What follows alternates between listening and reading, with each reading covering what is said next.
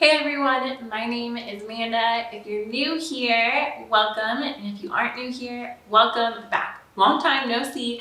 I am back from, I think like a 1 month, maybe slightly over hiatus, my baby break. And yeah, so this obviously, you can tell by the title, this video is going to be my first story, and I thought this video would be fun to share with you guys in this story just because it's so different from my first time around with my son. Like basically everything was different. With my son, we knew his gender at 10 weeks. We did like the DNA testing that you can do specifically to find out his gender because we were both so curious. With this one, this time around, the gender was a complete surprise the whole time up until I gave birth. So that was different. With my son, I had an OBGYN. This time I had a midwife.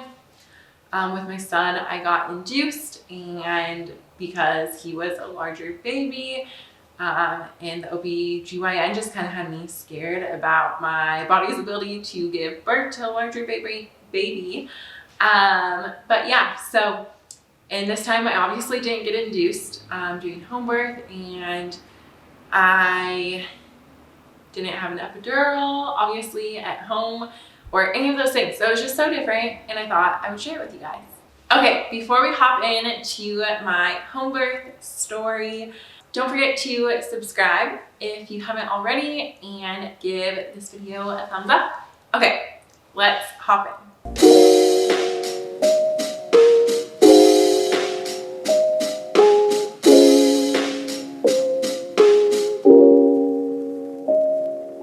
So technically, I guess you could say that the beginning of my birth story could have started on Sunday afternoon at church. So we did, the week before Christmas, we did a gift exchange, like one of those white elephant kind of funny ones, at church after our gathering. And one of the people gave like the hot sauce that, do you guys know that YouTube person that does the interviews with hot sauces? So he has his own like hot sauce now from the show. I forget the show's name, but it's kind of funny, the interviews with the hot sauce and everything. So one of the gifts was that hot sauce. And so anyone that was brave enough to try it, tried it. And I don't even think it's the hottest one on the show, but it is hot. And I wanted to try it because I love hot sauce, and also spicy things can induce labor. And I was like almost 39 weeks, and I was ready for this baby to come. So anyways, I had the hot sauce, and then fast forward to that night while I was sleeping, my water broke. So I guess we can't say for sure or not if it was spurred by the hot sauce, but me and everyone at church were kind of joking about how I should write a review for the hot sauce since my water broke the night after taking it. It was very, very hot sauce. So I don't know, maybe you can give it a try. But my water broke, and I'm one of like the few women whose water breaks before they go into labor. And I don't know if that's going to be the same way for every birth or if it was just this one specifically, but it's only like 10% of people that have their water break before labor begins. And then normally labor kicks in super shortly after. That was bad grammar, but very quickly after that happens, normally labor will begin. And so my water broke, and I messaged everyone. Well, actually, let's rewind. At first, I didn't even know that my water broke. Towards the end of pregnancy, sometimes you just get like a lot of discharge. If you've been pregnant, you know. So I woke up and thought maybe that was just that, because I had been waking up at 4 a.m. for several weeks, the last part of my third trimester. And so I didn't turn on the lights or anything. I just changed my pants and went downstairs, came back upstairs, turned on the lights, and saw that my water had definitely broke because there was some blood and stuff on the sheets. So not to be TMI, but that's what happened. And so at first I didn't even know, but then I obviously realized, oh, water broke. And it wasn't like a big break because I didn't have constant leakage after that. So wherever it broke, it must have got plugged up by where the baby's head or whatever it was. It must have just got plugged up because I didn't have a constant trickle of water after that. But I thought, oh, like, awesome, game on. Labor should be starting soon. So we posted an update to family and friends, and because I created like a Facebook group, just so we didn't have to text everyone when the baby arrived or any of that kind of stuff. I created a Facebook group with our close friends and family to update them. And so we posted like that my water had broken and that baby should be here soon. And then baby didn't come. Labor didn't start for not just 24 hours, but it was almost like 40 something hours once I got into labor. So it took a long time, and we learned that if this ever happens again, we will be waiting to tell people until labor actually kicks in, because then people were just like sending us messages about how they were worried and concerned about infections and all that kind of stuff. And that wasn't helpful, because we ourselves were trying to stay calm and just focus on what we need to focus on and relaxing and saving energy. And so having everyone's concern wasn't good for me or for Adam. It was just stressful. So if your water breaks, if you are watching this because you're getting close to delivering, if your water breaks, I would honestly suggest waiting to tell people until you start your labor, because it can actually take some time for some women, and you don't need all the extra stress. Just talk to your OBGYN or your midwife, and obviously your spouse, and you can tell whoever you want to tell, but just know the more people you tell, the more stress and worry and anxiety it might put onto you in the situation. But so labor didn't kick in for that whole day in the evening. And so in the evening, I had texted my midwife and said, hey, can we meet up tomorrow and just go over what my options are and what this looks like and all that kind of stuff. And my midwife wasn't super concerned, because she's dealt with this a lot, but she was so happy to meet with me. So we had an appointment the next morning. So at this point, that was like a full over 24 hours, probably close to 30 hours when we had met, and my labor still hadn't kicked in. And we met, and she gave me three suggestions for tinctures to go out and buy to help spur things along. And then she told me to breast pump every 2 hours, because ideally we want to get this baby out, because the longer it is in there, the risk for infection is low, but it does go up. So yeah, I did the tinctures. I couldn't find one, and our herbal apothecary, natural place was closed that day. So I couldn't go there. So I just had to find the ones that I could find at more natural, healthy grocery stores. And I forget what they were, but blue something, and yeah, I can't even pronounce or remember the names, but I'll try to find them for you guys and put them down below. But just full disclosure, talk to your midwife or OBGYN before even thinking about taking those. But yeah, I will list them down below. So then if you are getting to the point where you want to try to help speed things along, you could talk to your provider about taking those. But yeah, I took those for 30 minutes for 2 hours, and then took 2 hours off and took them for every 30 minutes for 2 hours. And I did that 3 times. And then the third time, things started happening, which was exciting. So I was starting to get contractions. I think they were varying between around 10 minutes apart. And I was bouncing on my birthing ball, trying to do all the hip rotations and things like that on the birthing ball to get baby in optimal position so things would keep speeding along faster. And but it was so different from my labor with my son, because like I said, with my son, I was induced, and I was induced with Pitocin, and also they did Pitocin, and then they broke my water. And so things just went from 0 to 100 really quick. But this was such a slower progression at first, and I wasn't sure if the contractions at first were actual contractions or if they were predominant labor, because I had that the week before, 1 or 2 nights. But they just weren't intense. They were a little bit more intense than Braxton Hicks, but they weren't what I had experienced with my son, Addison. But I was keeping my midwife up to date. And then they started to get closer, so they started getting about 5 minutes apart. And by this time, I had decided to go upstairs and make my way to the bathtub. Still, things were very light, and I didn't know. Well, I knew that I was going into labor at this point, most likely, because things were progressing and getting closer, but the intensity was really light still. So that was the only thing that I was like, this is weird. Like, we might be far away from the finish line kind of thing. And this was in the evening. So I had seen my midwife that morning around 9 a.m. And by the time things kicked in, I think it was like 7 p.m.-ish, where things got to like 5 minutes apart.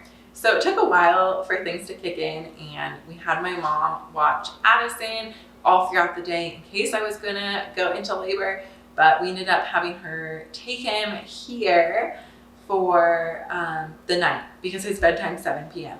So, and things weren't like super painful yet, so I hadn't, like, I knew that it was probably gonna happen that evening into the early like AM hours, and so I'd rather just have him home sleeping in his bed, and then he could meet his sibling in the morning. And or if I hadn't like had the baby by the morning, I could have my mom come and get him as soon as he woke up. So that was the plan. So he had to come home, we tucked him in, and things started to kind of kick into gear at 7, but still wasn't painful at all. And it was so much different than what I had experienced with Addison. And then it was 5 minutes apart for a while, but then it started getting closer. It was like 4 minutes apart. And then I was telling Adam that I could definitely feel more pressure down below. Like, not like I needed to push at that moment, but I felt more pressure. But it was odd because it just wasn't like the pain level wasn't what I had experienced with Addison again. So it was just so different. And I was like, so I don't know if I should like tell my midwife that she needs to come, or he was like, well, you probably should. They're like consistently 4 minutes apart. I was like, yeah, I don't know. I'll kind of tell her that they're getting closer. So I was updating her.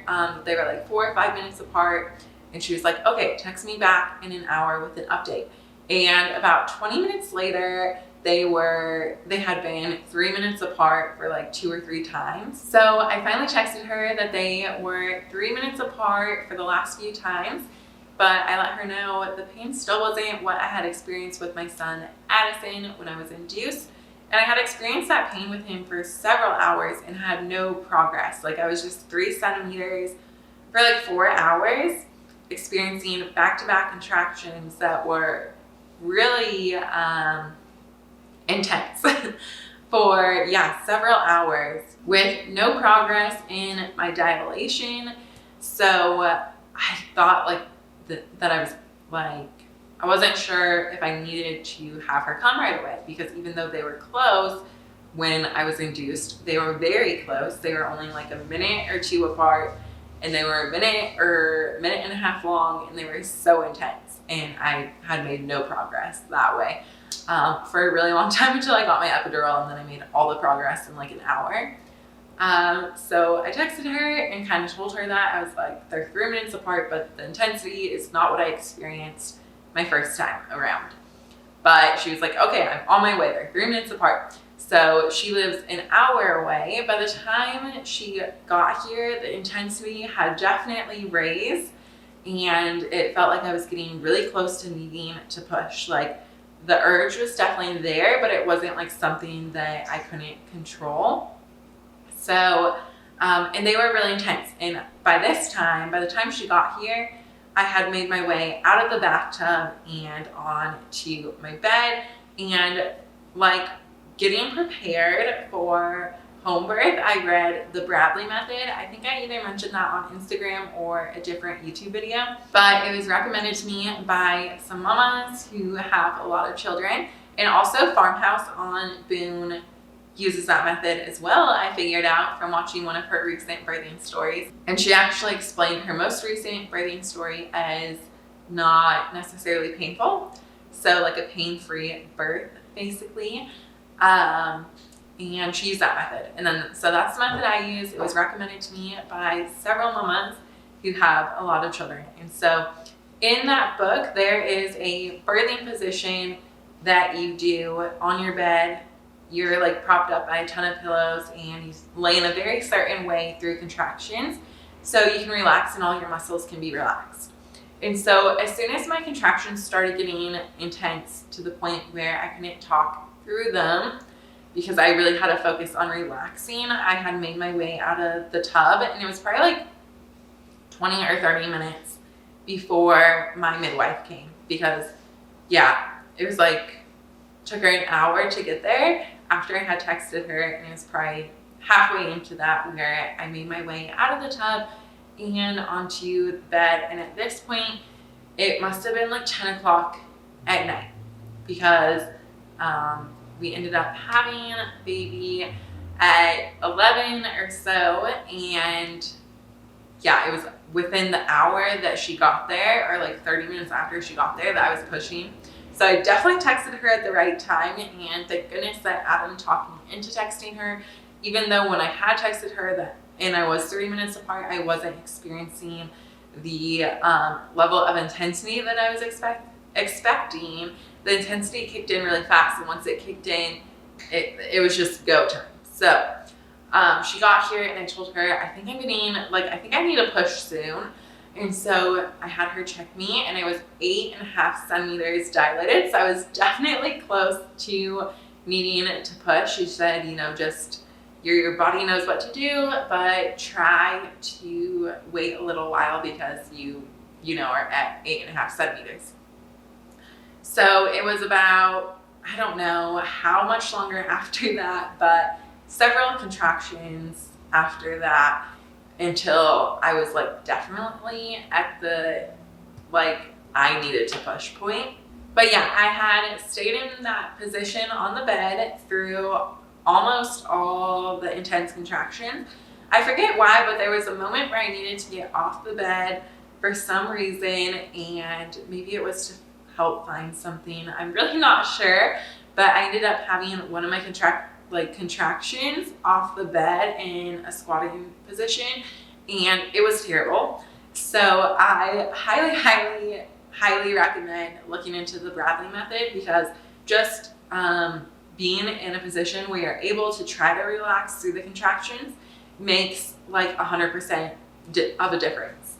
My experience with Addison in the hospital, I hadn't done any prep for labor, besides maybe some spiritual prep, but I hadn't done any physical prep or studying on labor. And so every contraction was miserable. But this time, even the super intense contractions were really honestly bearable. It wasn't something that I felt was miserable or I wasn't prepared for, except the one where I wasn't on the bed. When I was in the squatting position, it was honestly terrible, and it was like the ones that I had at the hospital. They were all equally as intense as the ones I had at the hospital by this point, but when I was on the bed, I was actually able to relax through them, and I wouldn't describe them as painful either. I would describe them as really intense, powerful, pressure down there, powerful pressure. Which I had listened to Farmhouse on Boone's birth story before my birth, and that's one of the things that she said that she got from another birth story of just repeating in your mind while you try to relax, powerful pressure, or the words were something like that. And so that's what I was thinking while I tried to relax through my contractions, and it really did help me mentally categorize what I was feeling as really powerful pressure and contracting, but not pain. So it made a huge difference.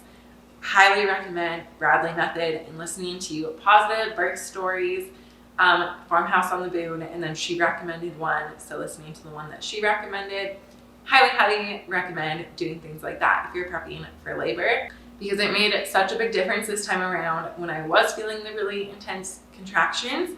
Just having words to feed to myself, and having things to visualize, and knowing what position was going to help me relax my muscles and everything like that made such a big difference, made it so much more tolerable. And really, I would describe the contractions the whole time as really intense, something that I had to really focus on it not being painful, because when I wasn't in the like relaxation mode, it was painful. Those 1 or 2 contractions that I had that weren't on the bed, they were definitely painful. But when I was relaxing, I would just describe them as intense. Okay, anyways, I went on a little bit of a tangent there, but within 30 minutes of my midwife coming, they just really had enough time to set up and check my vitals. And then I was like, okay, I have to push, like I can't help it anymore. And I was like, what position do I get in for pushing? Because I had kind of forgotten the suggested positions in the Bradley method, honestly. So next time I need to study up on those more. But, oh, that might be maybe when I went in a squatting position. I'm not quite sure.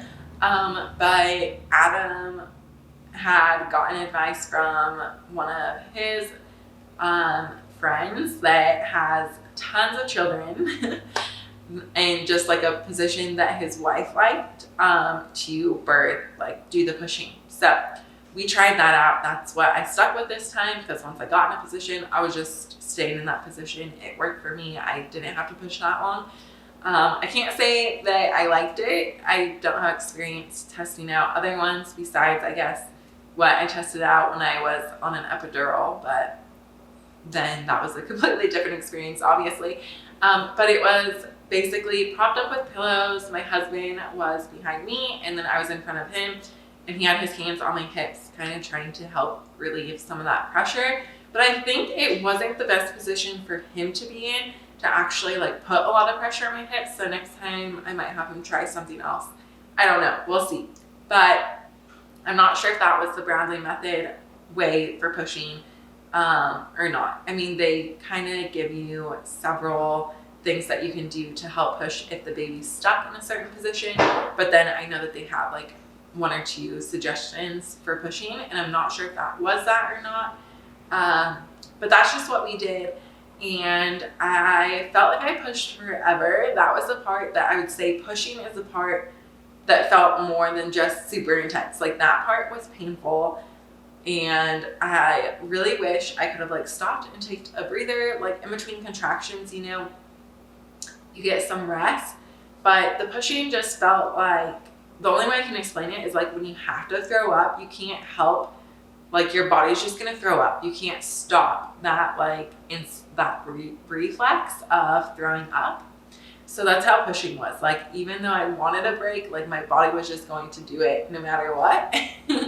And it felt like a long time, but I guess it was only 5 minutes is what my midwife and husband said. So that's crazy. It probably felt like 20 or 30 minutes to me who was experiencing the pain. But I'm glad that it was only 5 minutes, because like I said, it felt longer and it was super intense. That was the part that I would categorize as painful, because I just wasn't able to relax through those. And it may have been the position. I'm not really sure. I just wasn't able to relax as I was pushing. But again, that was such a short time of my labor. It wasn't that big of a deal. Definitely felt the ring of fire, everything that everyone talks about. It was crazy. But once the head comes out, then the baby does come out super fast afterwards. And it is so crazy how fast your body is just relieved from all the pain that you just experienced pushing. Like your body is just over it right away. You feel tired, definitely. But yeah, you don't feel the pain. It's so crazy. And then I gotta pick up my baby and see what gender it was. And she's a girl. So we now have a son and a daughter. That's one of the reasons why I was trying to say baby throughout the video. I wanted it to be a surprise. If you don't follow me on Instagram, then, oh wait, no, I think, you know what? It wouldn't have been a surprise. I'm pretty sure I posted a photo of the baby on here on YouTube on my community tab. But if you didn't see that, because obviously not everyone did, or if you're new here, then it was a surprise for you up until now. But we had a girl. I've been having so much fun shopping for her now that she's here. And we know that she's a girl. I've been getting all the girly outfits and all that kind of stuff.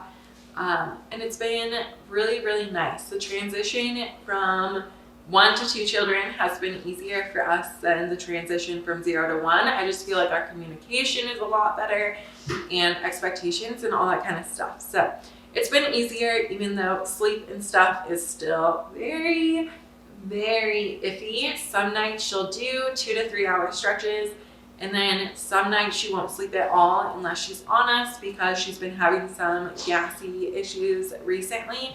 But we got probiotics and some things that we're testing out to help her. And last night she seemed a lot more comfortable. So hopefully that's a good sign going into the future that we can start sleep training her soon like we did with our son. We had our son sleeping 12 hours by 12 weeks old. I have a video on it. If you want to look into it, I'll link it down below.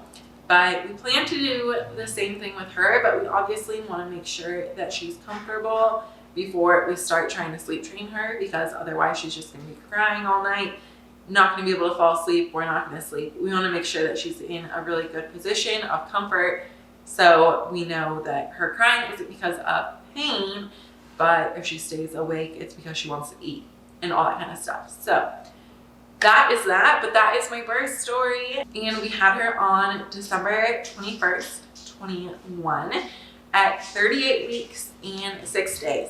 So just before 39 weeks. So she was to turn, but a week early. And she was 7 pounds, 5 ounces, healthy baby girl, super long, 21 inches long, but only 7 pounds. She was almost 2 pounds lighter than my son. Praise the Lord, since this was my first natural birth, I'm sure I got it a little bit easier since she was 2 pounds lighter. My camera cut off, so I'm just on my phone right now finishing up editing this video. And I wanted to say, I think all I was going to say when my camera cut off was that I only had a 1-degree tear, didn't need any stitches because it was like so minor. So that was amazing, and it was just overall such a great experience. So I want to share with you guys because I couldn't imagine a better natural home birth experience. And I felt so supported, so strong, so empowered, all the good things. Yeah, it was just really great. So thank you guys for watching today's video. If you haven't already, don't forget to subscribe and like today's video, and I'll see you guys next time. Bye.